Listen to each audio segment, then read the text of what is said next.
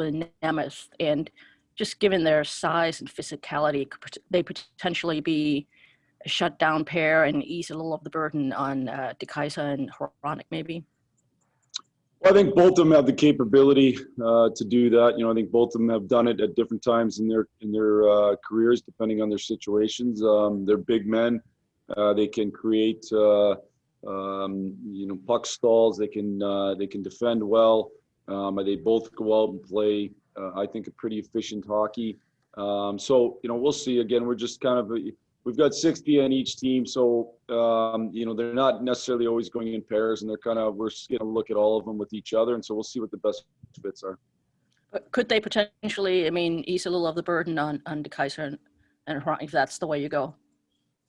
Yes, and I would say certainly to start the season, I think it's going to be more of a group of six rather than a top pair, and that pair is defending against the other team's best every night. That's not the way we'll probably be set up. I think it'll be more a group of six, and I think our strength on the D-core would be on the consistency between the three pairs. That's what I hope we were able to bring, and that's what we're hoping for. So I think all that combined would ease some of the burden on DK and Phil. And as I spoke of the other day, DK's been out a long time here, and so we're not expecting him just to jump in and go 100 miles an hour. So we're going to watch the minutes, and then Phil Hronek plays.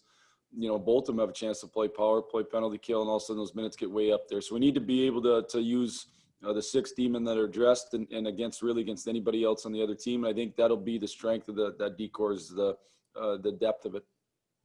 Last for me, just what have you seen so far from Filip Zadina, and how much do you think it has helped him to have been playing in the Czech Republic? Well, I think it's helped him for certain. I think he's a guy who had a lot of growth, missed some hockey last year, but had a good year in terms of growth. And then to go over, if he would have been off for 10 months like a lot of us were, I think that hurt stunt some of that growth. So I think the fact he was able to play, he was playing in a league that is a hard league. The guys are heavy, they're men, they play strong. It's not what I would label a cute, skilled league. It's a hard league, and I think that was good for him. Compete on the puck is a big factor for success for skilled forwards, especially guys that are a little bit smaller. And I think he's learning how to compete on that puck on a consistent basis. And when he does it, he's got the puck way more. So I think it was a good, valuable couple months to be able to play over there, and I think it's helped him hit the ground running here. Next up is Max Boltman with The Athletic.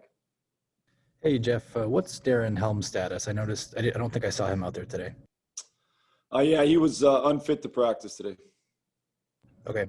And then I know you talked a lot about Rasmussen yesterday, but he said he talked about working on his skating a lot in the off season. I know obviously that's a very important attribute for a centerman.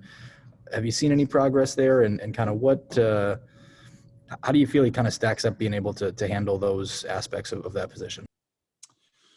Well, I know he worked really hard on his skating, I think, and you can see it for sure. I think when he gets the puck in the middle of the ice, he's more explosive than he was, and certainly was aware of the fact that he put a lot of time in, so I think it's critical for him to be able to transport the puck through the neutral zone as a centerman. I think that's a critical aspect for any centerman, and I think his strength would be more down low on both ends. So he needed to make sure he got up to par with being able to transport it from one spot to another. And so, I think the fact he's improved is a real positive. And then we'll see now when we get into these scrimmages, how much that helps him and how much that allows him to stand out and make bigger impacts on games. And so we'll get a chance to see that here over these three scrimmages.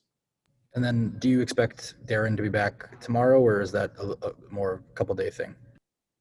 You know what? We'll see. Right now he's unfit to practice today. Thank you. Next question is from Ansar Khan with MLive. Yeah, hi, Jeff. Just getting back to Zadina for a bit here.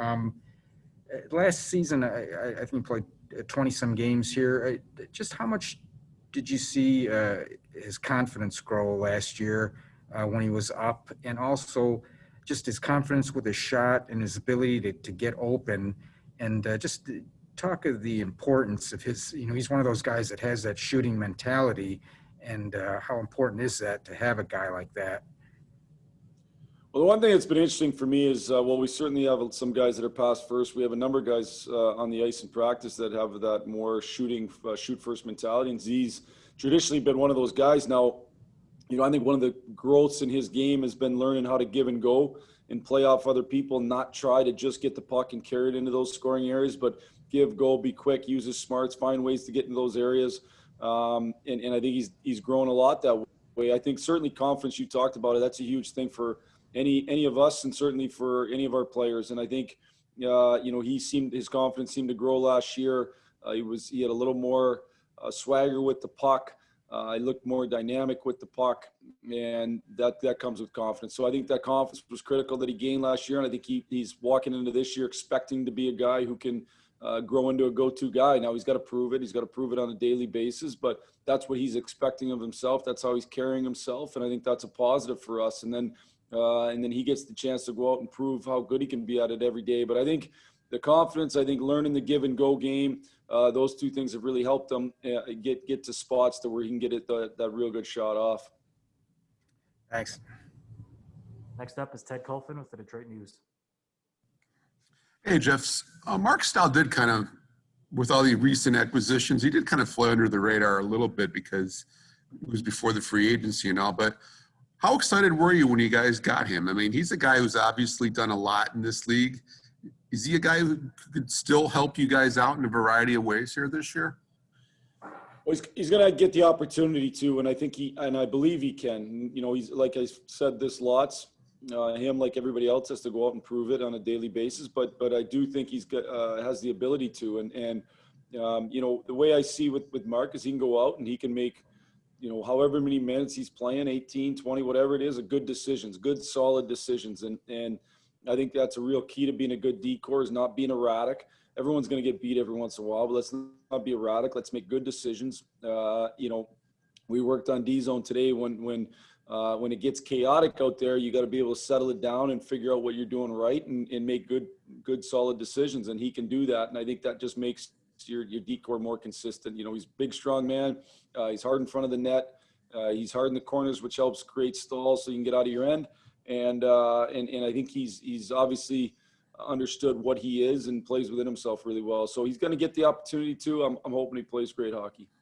Now, Merrill and Stetcher, what do they bring to the table? And Merrill, you have a background with him, don't you? If am I mistaken, or? I've known John for a long time, going back a while, but not really, really well, but I certainly have known of him and know his past and his history. And I've talked to a lot of his coaches in the NHL. The big thing with John is I think John's pretty good at everything. He's not necessarily one of those guys where one attribute stands out.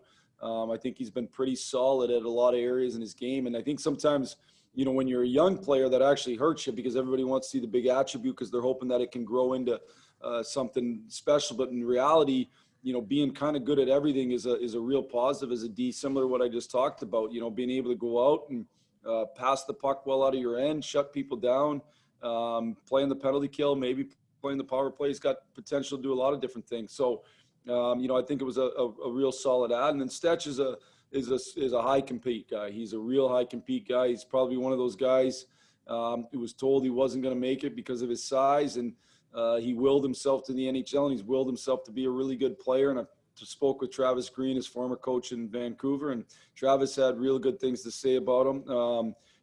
Was disappointed to lose him. I think he felt like he's just a real high compete guy, and so. You want those high compete guys. You want those guys that when the puck's dropped, they're going to go out and win their battles on over a course of 60 minutes. That's generally how you win the game. So I think both are guys that have a chance to be good additions for us. Thanks, Jeff. Yep. Next question is from Art Regner with DetroitRedWings.com. Hi, Jeff. Kind of a little bit of a follow-up from what you mentioned earlier. Can you see in the Phils and in Rass and also Gus Lindstrom, are they a little bit ahead of the curve as far as maybe being in hockey shape that you can tell that they've been playing hockey for a while? Are they at a bit of an advantage? Hard for me to say without being in watching them in games. From a in shape standpoint, from a practice standpoint, I would not say that. I'd say they're right where they need to be, but I would also say that a bunch of our other guys work their tails off to be ready. And so, I think we got a whole bunch of guys that have worked really, really hard.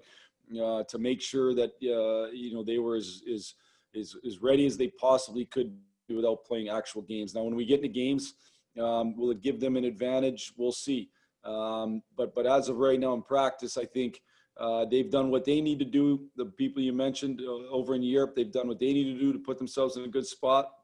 But so have our guys that were here for the most part. And very few guys couldn't find their way to really good workouts, really good skates, the things that it takes for you to be prepared to really step in the air. And they didn't take, they didn't take the same maybe approach they would take in a normal year. They really ramped up their work. They ramped up the contact that they had in the pre-camp type skates, and they're definitely ready to go. So I think that's more of a hats off to those guys that weren't able to play, how ready they are.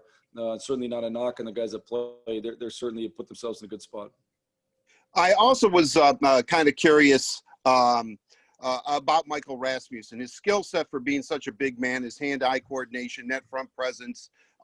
When you look at the expectation level, I know he has a high one for himself. Do you believe he is at the cusp now of making that next step and becoming a full-time NHLer? We'll see. We'll get a chance to see.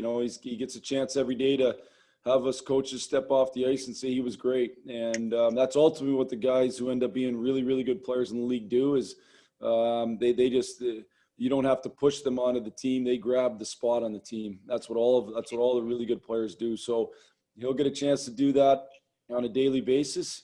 Has had a chance over 3 days. Obviously, as we get a little out of, right now we're learning structure. We're learning those things. We're certainly competing. We're in lots of different games, small games, but now we're moving hopefully into a stage where the evaluations get even better. And I think, some of these guys, even though they were playing overseas, they did have to spend time in quarantine. And so, we're just going to take the whole 2 weeks and evaluate and not rush to judgment in any area. But he's certainly a guy who, has a skill set to ultimately be a good player in this league. And he's just got to keep taking steps towards proving it. Great. Thank you, Jeff. Appreciate it. Yeah. Thank you, Art. Thanks, everyone. We'll take a short break and keep everyone updated on our next availability.